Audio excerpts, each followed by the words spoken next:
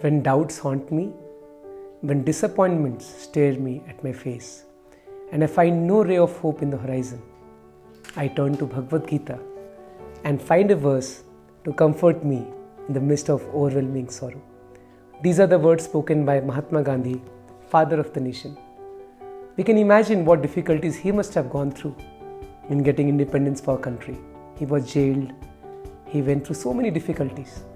But we know that his source of inspiration was Bhagavad Gita. So, my dear friends, Bhagavad Gita is a book that has been the source of inspiration for not only Mahatma Gandhi but many great people in the history of the world. Because this book talks about the principles of management which no other book can teach us. Imagine Arjuna, he was the greatest warrior of his time. He had no dearth of talent or skills, but he was confused. He didn't want to fight. And that time Lord Krishna spoke to him this knowledge to inspire him, to motivate him.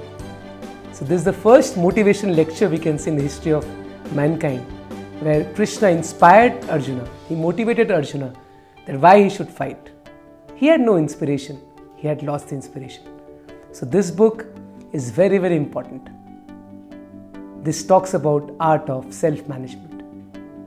Once we are comfortable managing our own self, once I am inspired, I know how to handle difficult times of my life, then I can manage the entire world. I can manage big organizations, I can manage countries. But if I fail to manage myself, if I can't control my own emotions, if I can't control my own ups and downs in life, then how can I control others? How can I manage the situation outside? So Bhagavad Gita is a rare book. I think the only book that teaches us how to go through difficult times in life without losing our motivation, without losing our inspiration to work. Bhagavad Gita talks of many such principles.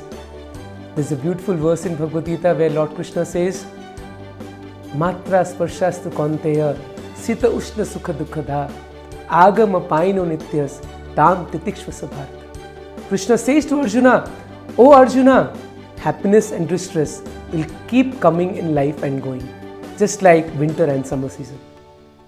Summer doesn't last forever. After summer there is winter. After winter there is summer. Similarly, this life also has ups and downs. We'll have difficult times in life, we'll have good times in life. But we should be equipoised. We should learn to tolerate these circumstances, and that will make us great. So anyone who can follow these principles of Bhagavad Gita, he can excel in whatever field he is in. He can become the best student, he can become the best businessman, he can become the best administrator, he can become the best in his field if he has the knowledge of Bhagavad Gita. So I'll also talk about a very nice verse today from Bhagavad Gita in which Krishna is saying that how do we balance our life? You see, one of the biggest problems is that people, they can't balance themselves. Either sometimes they don't have a regulated lifestyle, the sleeping pattern is disturbed, their diet is disturbed. So Krishna tells a very nice formula. He says in 6th chapter, text number 16, Yuktahara viharasya yukta cheshtasya karmashu yukta sapnavabodhasya yogo bhavati dukkhaha. He who is regulated in his habits of eating, sleeping, recreation and work can mitigate all material pains practicing the yoga system. Beautiful verse. Krishna is saying we have to balance 4 things in our life: eating, sleeping, recreation and work. So generally people, either they overwork, they don't have much time to recreate or to relax, or they relax more, they have less time to do work, or they eat too much, or sometimes they don't eat enough, they sleep too much or don't sleep enough. So Krishna is saying these 4 important parameters in our life: our diet, our rest, our work and recreation. These 4 has to be balanced.